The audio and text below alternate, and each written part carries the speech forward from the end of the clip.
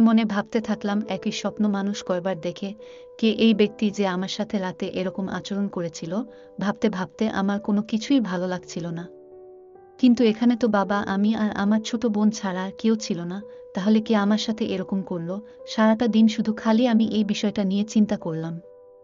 যদিও লোকটা আমার সাথে খুব বাজে আচরণ করার চেষ্টা করছিল, কিন্তু আমি সজাগ হয়ে যাওয়াতেই আবার তার জায়গায় চলে গিয়েছিল, যে কারণেই সে আমার বড় ধরনের কোনো ক্ষতি করতে পারে নাই।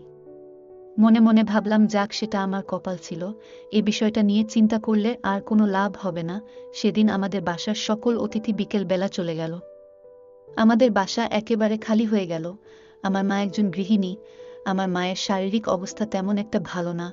আমার বাবা অনেক ডাক্তার দেখিয়েছে, কিন্তু আমার মায়ের শরীরের অবস্থার কোনো উন্নতি হয়নি।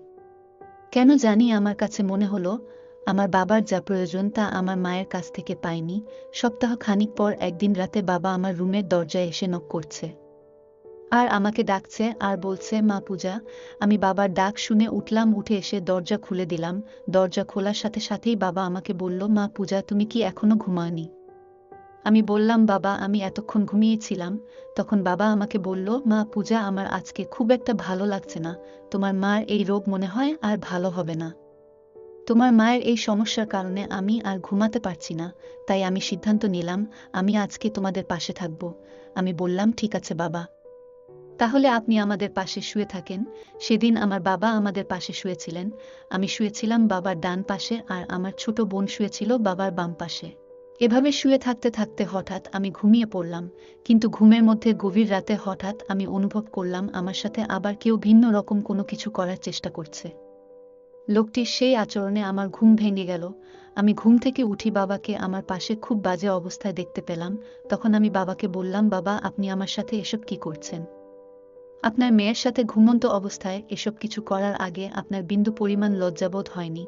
তখন বাবা আমাকে বলল, মা পূজা, তুই তো আমার বড় মেয়ে, তুই তো আমার কষ্টটা কিছু হলেও বুঝবি।